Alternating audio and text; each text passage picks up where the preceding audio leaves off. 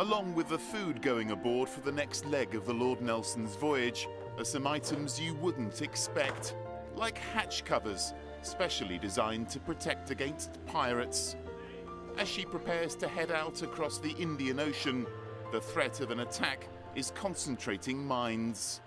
We've had a lot of preparations going on. We've been consulting obviously with the government and also with security specialist firms who deal in this day in, day out, taking advice from them. They're going to be putting a team on board the vessel. Helping the Jubilee Sailing Trust keep the ship safe are experts from a security company which specialises in reducing the risk of pirate attacks. They've advised on the route to follow and the precautions to take. They monitor the Lord Nelson every step of the way. The best advice we can offer the Jubilee Sailing Trust is to route in a way that keeps them well outside of the reach, both current and historical, of Somali pirates, and to monitor the situation on a day-to-day, hour-to-hour basis and be ready to respond to any changes. New members of the crew are joining all the time. 1,000 people will take part in the voyage.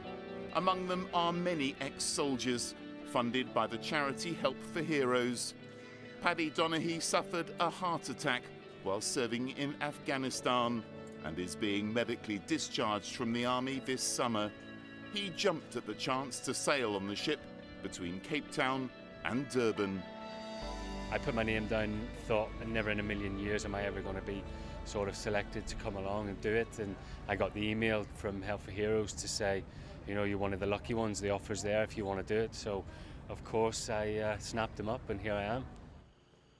Back in England visiting HMS Victory, the flagship of Horatio Nelson, Britain's most illustrious disabled sailor, are two crew members who go aboard later this month. 19-year-old Ryan Shaw is a student who has cerebral palsy and is joining retired company director David Horton on the leg from Kochi in India to Singapore. David has sailed on the Lord Nelson before and has seen how a voyage can change lives. So I thought the challenge would be to see if I could actually help somebody. And so we set out and had an appeal for funds and then a competition which Ryan won. And Ryan, are you looking forward to it? Oh, I can't wait. It's going to be an experience of a lifetime. It's just going to be amazing. After his experiences aboard the Lord Nelson, injured soldier Kyle Baker is moving on with his life and into a new home of his own. He had to leave the ship when he was taken ill and went to the remote island of Tristan da Cunha for treatment. Now he's looking ahead.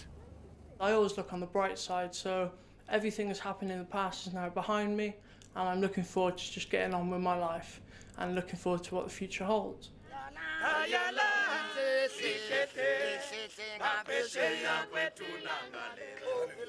Back in Cape Town, the Lord Nelson is heading off again.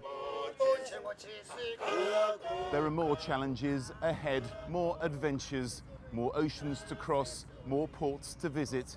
By the autumn, she'll be in Australia and New Zealand.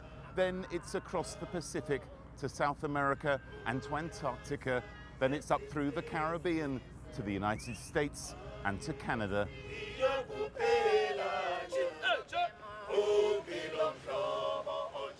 From there, she'll cross the Atlantic one last time and be back in Southampton at the end of September next year. Richard Jones, ITV News, Cape Town.